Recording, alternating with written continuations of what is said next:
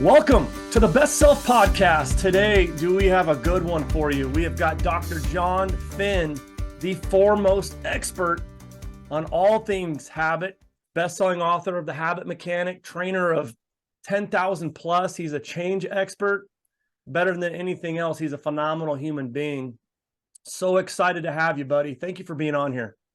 No, thank you, Brad. It's an absolute pleasure. What an honor, buddy. Like you, I really believe that habits run our businesses, habits run our lives, habits run our behaviors. Your stuff is as good or better than anything that I have come across. So good. You do talk about how brains run our business, but our habits run our brain. It's harder than ever to train the brain. One, do you agree with that? And two, do you contribute that to what I would call hurry sickness, where people are in such a hurry to get to the next thing that they really don't get efficient with their habitual way of living? Yeah, so I'd step back from that 1 second and I'd say that we are training all the time. It's just that a lot of the things that we're practicing are really unhelpful. Right. So I'd say it's more difficult to train ourselves to build and sustain habits that are really helpful for us. So worrying too much, beating yourself up too much, being too stressed, being overwhelmed, being in a hurry, they're all habits, because most of what we're doing most of the time is mindless automatic behavior. And we understand that that's somewhere between 98% of what we're thinking and doing right now is automatic, all the way through to sometimes it's 100%. Right. And, I think that the modern world, the VUCA world, the post-pandemic world, which I'm starting to call the VUCA world on steroids, it's making it harder for us to get our brains working really well. So I think that the 2% of consciousness that we might have when we're at our absolute best, for most of us, is being depleted because we are tireder, we are more stressed. That means often we're not eating as well as we might otherwise. It means we're not doing as much exercise as we might. So our core brain function, when we're not feeling so great, it's depleted, and the thing that gets depleted is our conscious brain. So we're more habit. So we're more on habit than ever before, and it's easier for us to do the survival habits, the habits around staying alive, the habits around managing, often very silently, and worrying about what other important people in our lives think about us. Habits around saving energy, which is our brain's number one operating room. Right. That's so good. So, 85% of the world is unaware that they're unaware. Would you agree with that? It's really helpful when we think about, let's just say, awareness versus unawareness. We call it intelligent self-watching. Right. That's always on a continuum somewhere. Mm-hmm. So you could have no self-awareness at all. That might be a 1 on a continuum out of 10. Mm-hmm. You could have absolute Dr. Spock-like self-awareness. That might be number 10. So I'm not sure 85% of the world is 1, but what I do know is that the way humans are wired, so we can now see each other on a video screen, and it's almost we're at the other side of the world from each other, but we can almost see each other in 20/20 vision. Mm-hmm. The trouble is that we are not designed to look inside ourselves with that clarity. So I might have a sore tummy right now, and I'm not sure, did I eat something bad? Am I coming down with something? Am I just a bit upset? Am I maybe just a bit tired? So we can't read ourselves. We're not wired to read ourselves in the same way that we could look at someone else and really understand them. So that idea that 85% of people really are not as self-aware as maybe is helpful for them makes a lot of sense to me. And the whole thing that threads throughout the Habit Mechanic book, for example, and our approach is we're trying to help people to develop what we call their habit mechanic intelligence, which I think is the most important intelligence you can develop. Absolutely. So good. There's so many things to chew on there. When I hear you talk, that reminds me of what I would call the success road. Success isn't the end of the road. Success is the road. And I know the journey is kind of a saturated word, but I think of habits and I think of the process. I'm a big process guy, big process oriented guy. I believe that if you want to be great, you got to find practice sexy. You have to find the road sexy, and you have to embrace friction and inconvenience and tough conversations and whatnot. And you have to embrace becoming. What are some ways that we can dig out some penetrating questions within ourselves to become the person that we could be, that we were called to be. Does that make sense? Yes. So we have to start with more intelligent self-watching. So self-watching, imagine it's like you've got a CCTV camera on yourself, on your brain. And, Novak Djokovic, which one of the case studies I talk about in the book, he talks about it's like he's got a CCTV camera on himself 24/7, looking out for any wasted energy or any wasted potential that he's kind of letting slip. Now, of course, most of us are never going to get to the level of intelligent self-watching someone like Novak Djokovic has. But if we can just do a bit more intelligent self-watching, we can be more aware of our behaviors. And when I say behaviors, I just mean what we're thinking and what we're doing. And we could do that in a really simple way. We could ask ourselves a question, like I do at the start of every day, and those that are in what we call our habit mechanic university ask themselves, which is, how well did I do my best to be my best and achieve my goals yesterday out of 10? 10 would mean you were perfect, 1 would mean you failed, and you're probably somewhere in between. So a real simple exercise like that is making you think about yourself in a different way. And of course, we could do something much more in depth by starting to use what we call our habit metric tools. I think psychometrics are sort of a waste of time. I think the technology that's in the psychometrics is outdated. It's black box thinking. So I'm really passionate about habit metrics, using tools, and they're all in the Habit Mechanic book, to help us to start to analyze our habits, to work out which are our destructive habits and where are the potential super habits. And what we really need, so you talk about the process, which is about what we do every day. We need a range of tools that make it easier for us to do intelligent self-watching daily, weekly, and monthly, because we've got that natural calendar structures, the day, the week, and the month, that we already structure our life around. So we can use the same day, week, month model to help us to think about what we're practicing and what we're getting good at. And that's why we build all our tools. There are about 30 plus tools in the Habit Mechanic book. They're all either weekly, daily, weekly, or monthly. Wow. And it is so good. If you haven't gotten it yet, make sure you jump on Amazon today. Maybe even push pause, get on there and get this thing. It is so good. You talk about delivering permanent positive changes, happiness, performance, tools for leadership, and we're automated. Kind of like you said, depending on where you read or where you find your research, 98, 99, 95% of our lives is automated. And then 99% of our thoughts today are probably going to be the same ones we had yesterday, unless we become aware of them and get intentional about disrupting that. How do I get intentional about disrupting my prefrontal cortex, my center for happiness? Do you have some tips or tricks on how to disrupt that and get us trending more towards that 10? Yeah, so the first step is more intelligent self-watching. So we've talked about that. Right. The second step is more intelligent planning. And to do more intelligent planning, we need to use insights from behavioral science.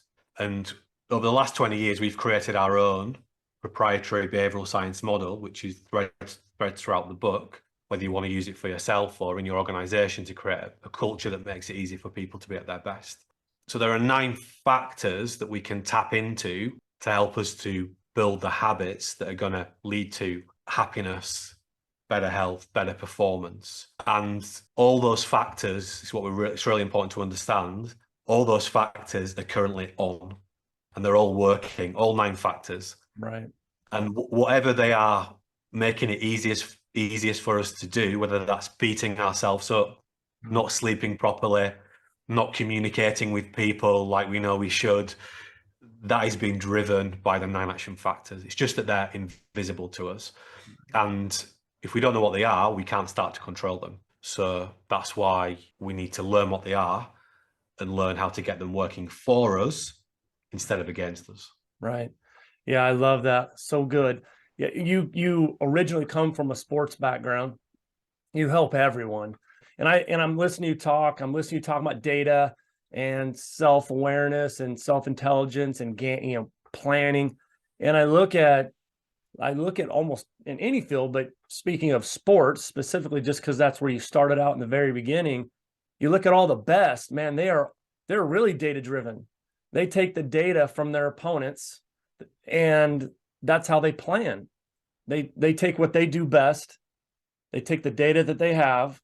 They create a scheme or a plan for that next game, that next week, that next date, and then they get after it. And then when they're done, they reflect, and then they start all over for the next week. So you were also talking about morning.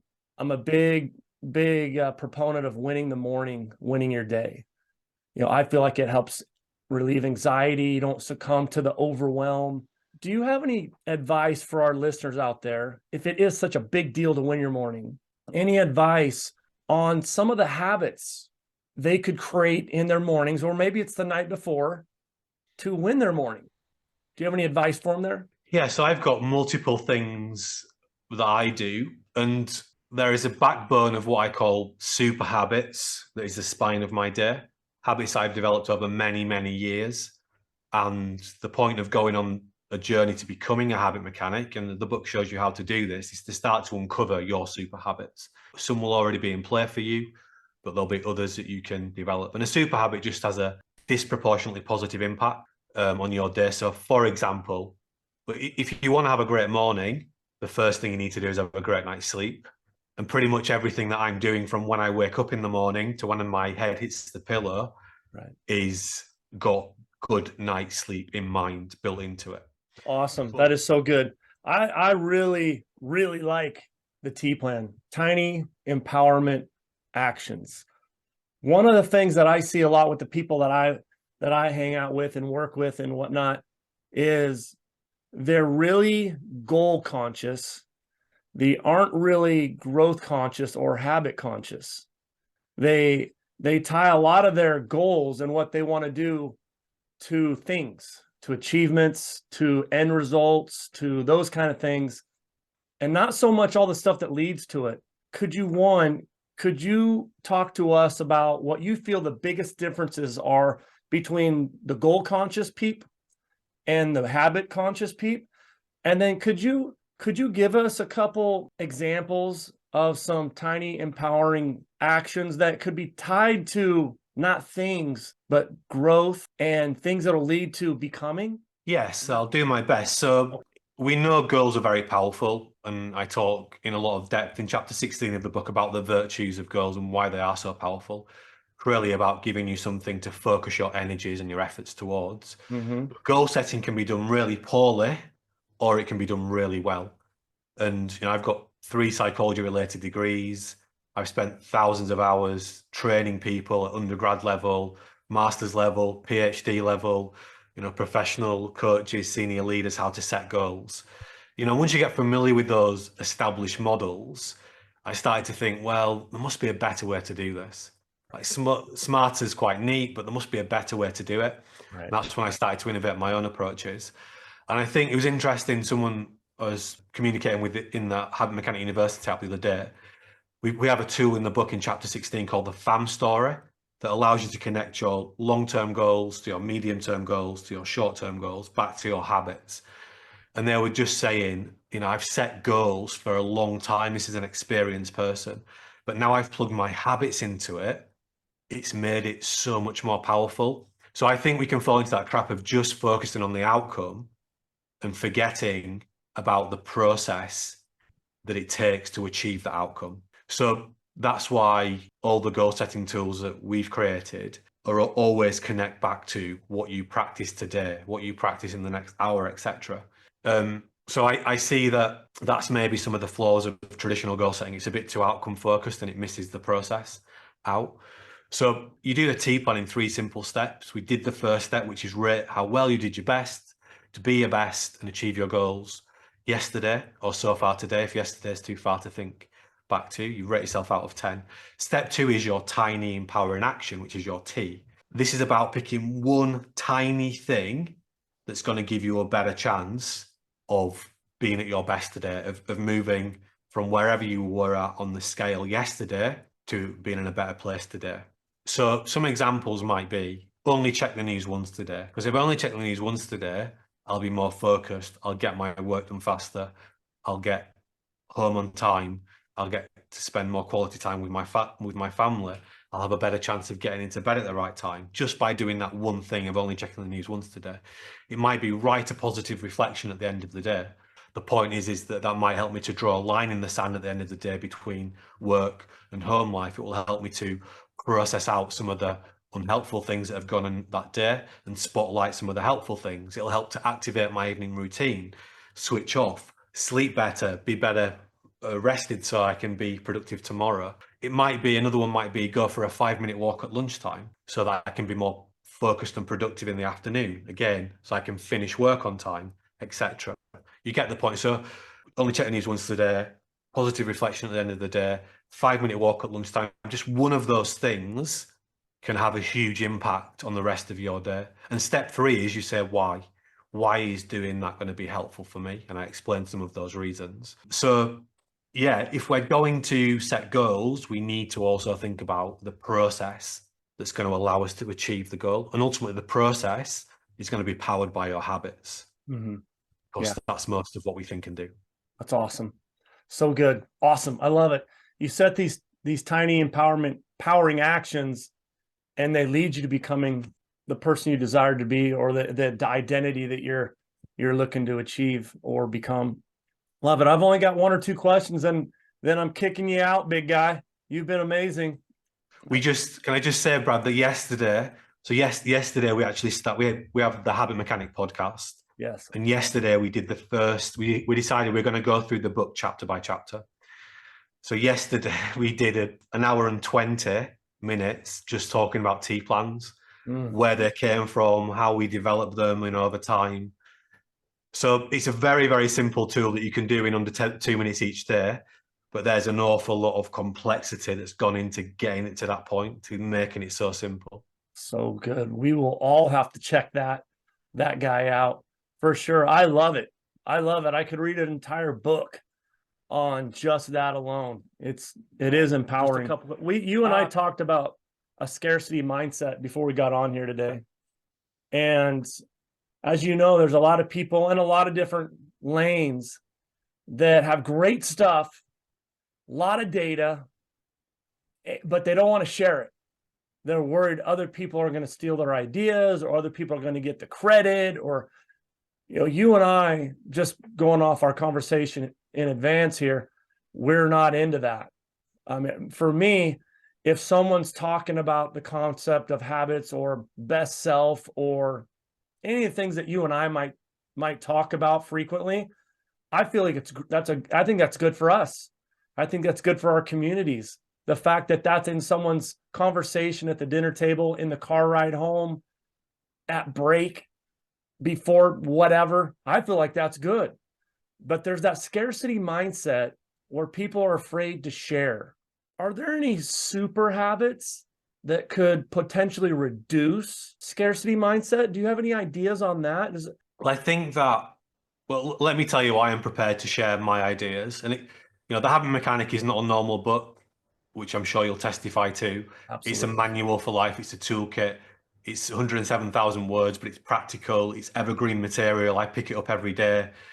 It's got over 30 tools in there. It's pretty much all the core big things I've been working on for the last 20 years that I share in that book. It's like a philanthropic exercise to share it, because you don't make any money off books. In fact, the book actually costs us money to get it into people's hands.